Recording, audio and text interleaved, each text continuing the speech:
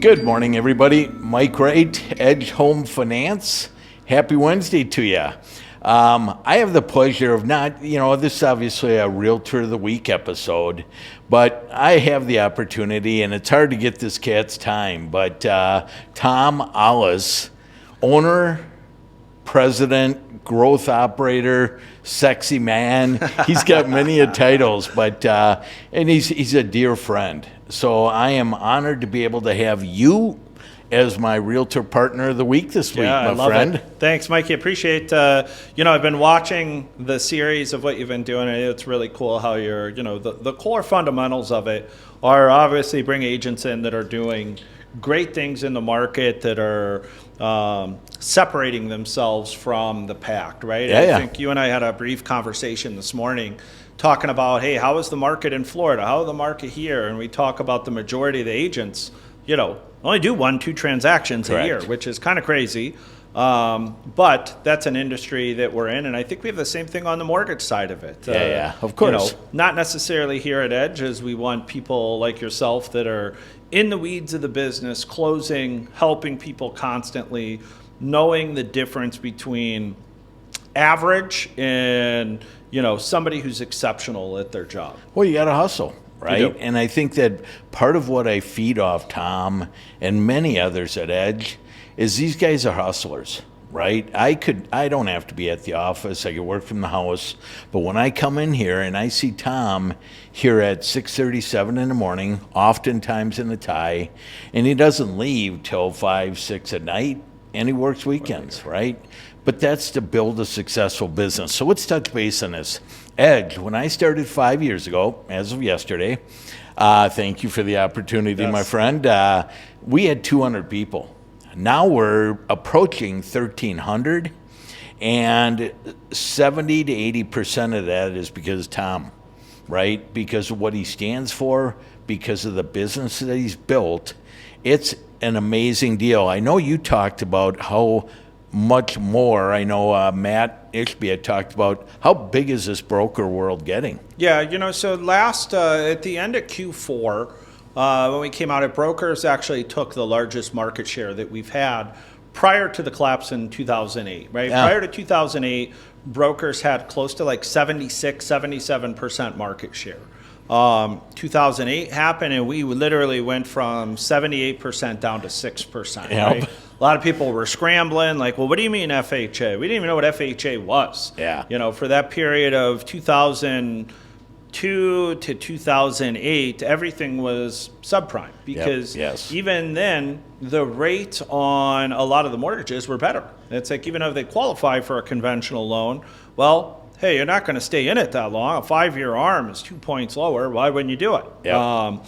But we watched a massive shift in the industry happen, right? And I think brokers took a lot of the blame for that because everybody, if somebody said you were a broker, like right after 2008, it was like the same as a 4-lettered word, right? Like, no, I'm not. Well, what do you mean? You don't have an underwriter in your office? You don't have, and collectively, I think we've changed the opinion of consumers with facts, right? Yep. I specialize with like looking at data and understanding, is it better or is it not, right? To me, I view what we do with Edge Home Finance, we're in the business of selling money. Yep. And if you are in the business of selling, you're selling a product. Our product just happens to be money. Well, you would think money doesn't have a different price with different people, but it massively does, yes, right? Does. So, our value proposition to our team members and more importantly to our agents, since this is the majority of the, our listeners that we have, is we're in the business of selling money cheaper and closing faster. Yes. And when you take somebody who's boots on the ground, like yourself and like a lot of our other team members, you also have the accountability aspect of it too, because it's one thing to where you can go on bankrate.com and somebody might be offering a great rate, but if that deal doesn't close on time, and I'm going to steal your line because I love it, if you're not creating a referable experience, it's a loss, right? Yeah. I mean, I could care less if I made, tons of money on a deal, but if the customer wasn't happy and I didn't create a referable experience, that's a deal that's not worth doing for us. And it's for you guys as agents, that's the pain points, right? What this company has allowed me to do, and many others here, is not only to close on time. I kind of look at 30-day closings and I'm like, going, that's not good. Yeah. We need to do, we're okay 2 weeks, 3 weeks. Yes. In many circumstances. I have a deal that Tom helped me out closing today. Investment property, pretty difficult deal, but because we came together as a group, we're able to close it on time, as scheduled. Like you said, I mean, that shouldn't be, if you're in the industry at all, closing on time should not be a factor, right? The advantage that we have is from a speed perspective. Even if, let's say that you have a client right now that maybe is balking and they're 2-3 weeks out because they're locked in with the retail lender and the payment's a little bit higher, they're starting to get cold feet. We capitalize on a lot of those opportunities by saying, hey, there's still time. Like, let's take a second look at this. Is it advantageous for you to maybe get a second opinion? And most of the time when we get those opportunities, we're making a massive difference in the whole transaction for not only the buyer, but also the agent. Because let's say we're a 0.5% lower in rate. Well, great. The comfortability of that client now they're like, they're back to being excited, right? Instead of like, oh man, this payment's about $100 more than I wanted. They start, how it goes. As agents, you're dealing with the buyer's remorse all the time. And those are the best opportunities, in my opinion, to put a little icing on the cake. Like, hey, I understand it's probably a little more than you thought, but if you're not working with a mortgage broker, then you should. And that's a perfect example as to why. For those second look opportunities to where it's like, hey, if we can create just a raving fan for you, that's why, Edge Home Finance will do probably about $6 billion is my goal this year in volume, right? And our marketing budget is really zero, right? Our marketing budget is the fact that we want to do such a great job and give such good rates and costs that we create raving fans, right? What I want to point out is, and I talked about this earlier, we started off 200 people 5 years ago. 1,300 people. You're talking to Ahles across the country. Yep. What differentiates Edge from even a correspondent, a bank, etc.? What is Edge? What is the edge? Yeah, it's a good question, and there's a lot of different factors that go in based on who I'm competing against, right? Brokers, for the most part, I'm still not really competing against because we're 25% of market share, right? We're number one in the country based on volume. There's another company that has more LOs, but we do more business, and that's kind of how I like it, right? I want to have our team being productive and not just license hangers.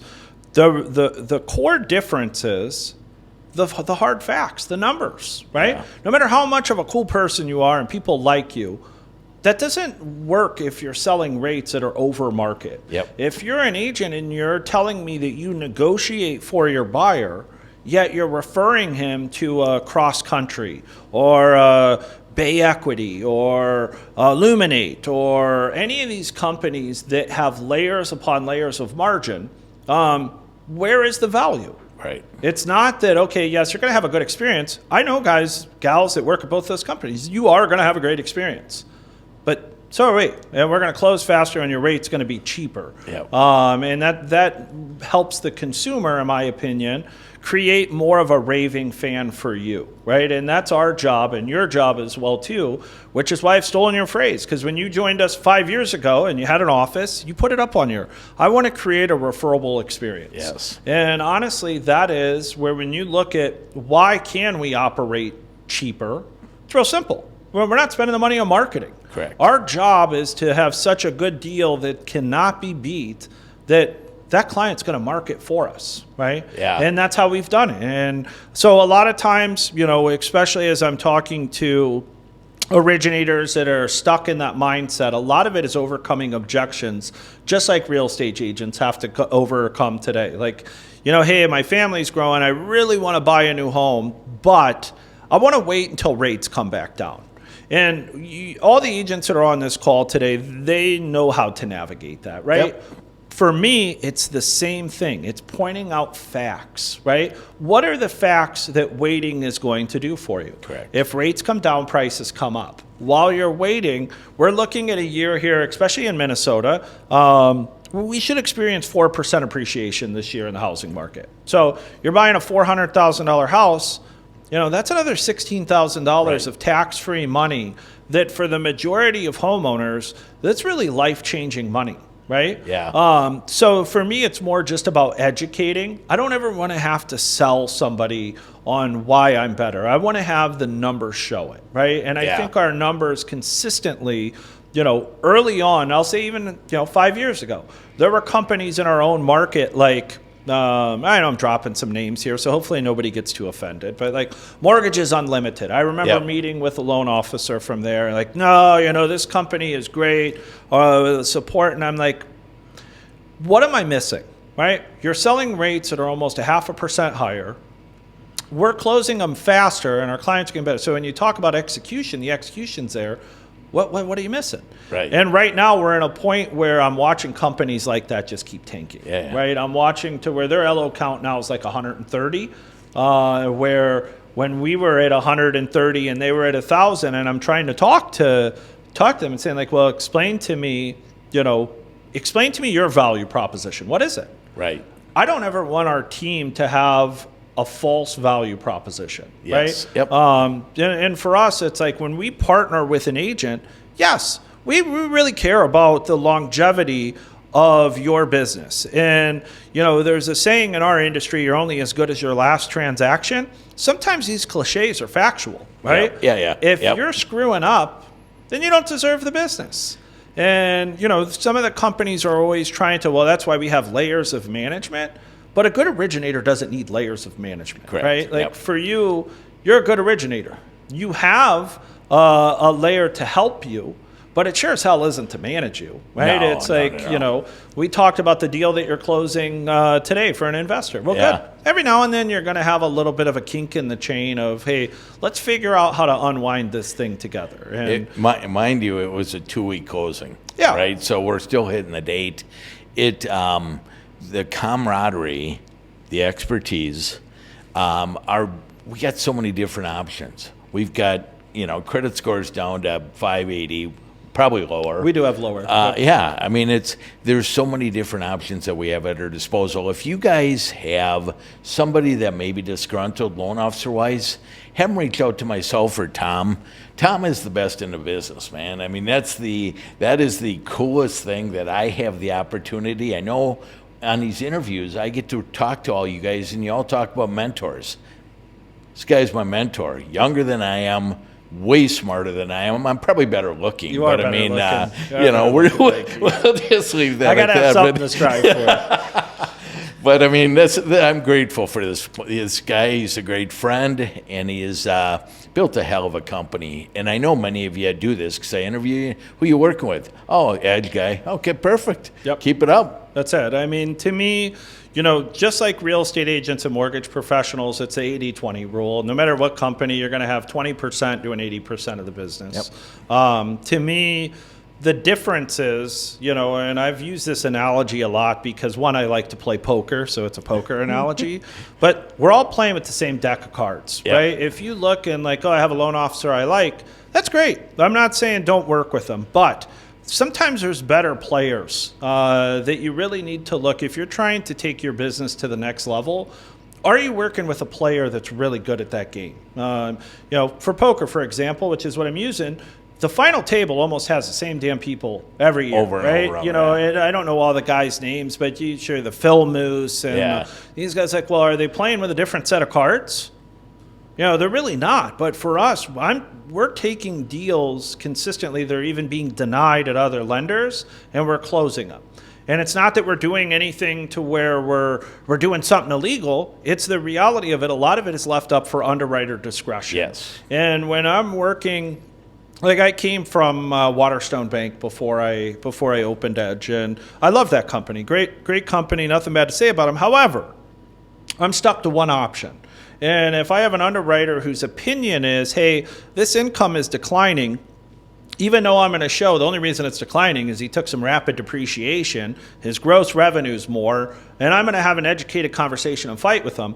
If that underwriter disagrees with my opinion, and I'm at a shop where I only have one option, I'm done. Yep, Right? yep. Now I put a piece of paper that has my name on it. When we give about a pre-approval letter at Edge, to me, I want that to be value. Right? Yep. It's not just a piece of paper. It means that we've not only done the job up front, but it's my promise to you. It's my promise that we're going to close on this loan and my name is attached to it. Yes. Right?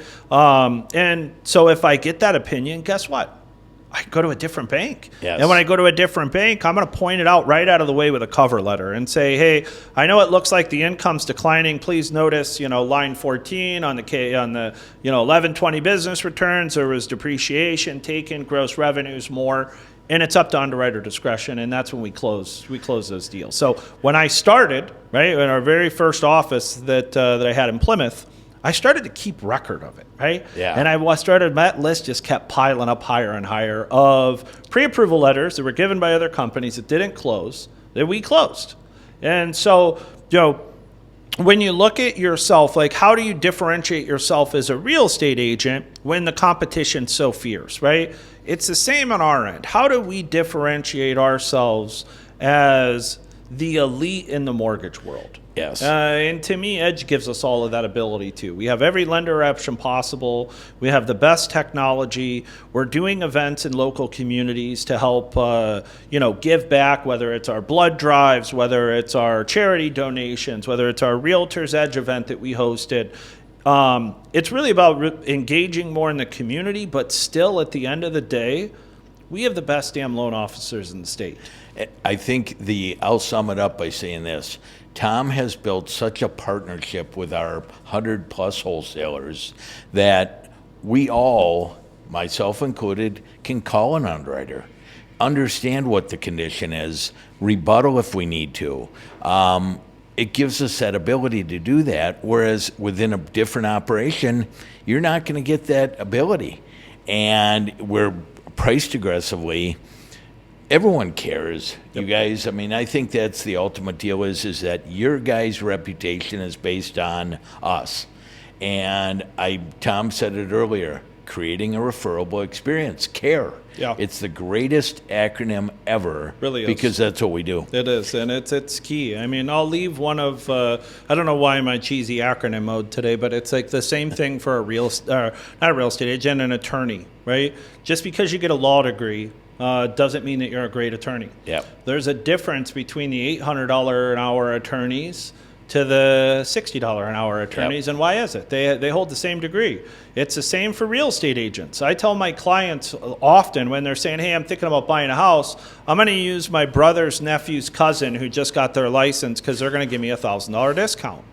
And I'm like, okay, let me just back it up for a second, explain something to you.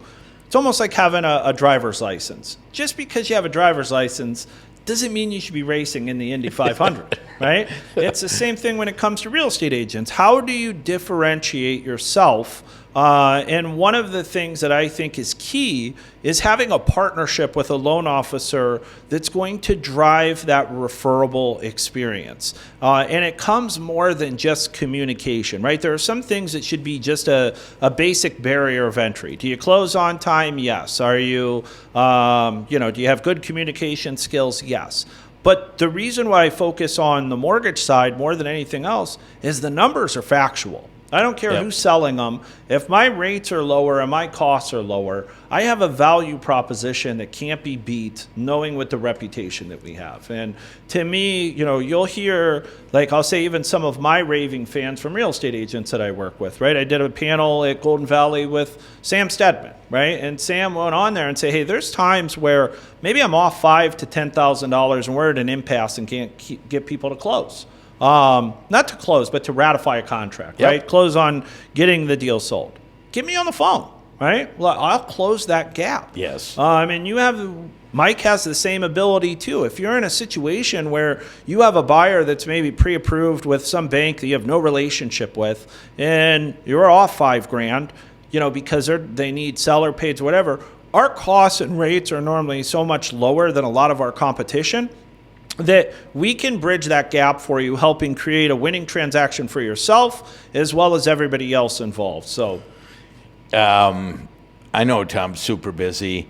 I appreciate your time, my friend. Always. If you guys know of any loan officers disgruntled, just touch base. Right, we're here for you guys. That's why I'm doing this thing every single week with the Realtor Connect.